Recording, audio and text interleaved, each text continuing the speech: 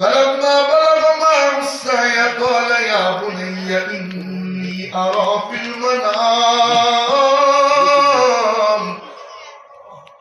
যখন একটু মোটামুটি প্রাপ্তবয়স্কর দিকে আগাইছে, কিশোর বয়স, কেনি আঙ্গুলে হাত দিয়া পিতার হাত ধরে ঘুরে বেড়ায়, বাবার হাত ধরে। সুবহানাল্লাহ। আদরের সন্তান তো পিতারা দেখবেন হাত ধরে কেনি আঙ্গুল দিয়ে ঘুরে বেড়ায়, দেখো বাপ নাই, বাবার কথা মনে পড়ে দিবে, কত আদর করছে তারা না, ঘুরে বেড়ায়। আল্লাহ পাক বললেন, ইব্রাহিম সময় হয়ে গেছে, কই কি সন্তানটা দিয়ে দে। কই কি করবো মাওলা, আমার রাস্তায় যাবো করে দে। আমরা তো ঠিক করতে হতাম, কি কইলা? ইন্নী আরা ফিল মানাম আন্নী আযবাহুকা ফানজুর মাযা তারা।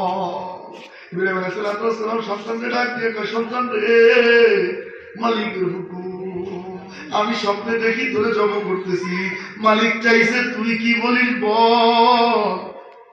বাসের চাইতে কুঞ্চি মোটা। সুবহানাল্লাহ। ছেলে ডাক দিয়ে কই, আমাতি ফল মা তুমার। কয় বাবা আমার শুধু জব কইরেন না। কয় কি করব? কয় ইফল মা তুমার। মালিক আপনারে যেই স্বপ্নে দেখায় শুধু জব করে না, জব করে টুকরা টুকরা করে যদি সমুদ্রে ভাসায় দিতে কয়, তবুও আমি ইসমাইল রাজি আছি গো। সুবহানাল্লাহ।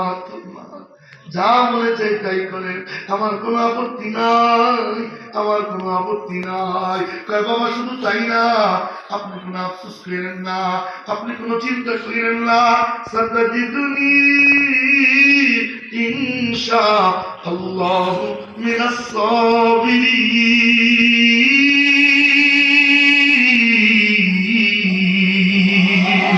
জব করবে, মনে করবেন আমি ছটফট করবো, তাই না বাবা, আমি উহাও করবো না।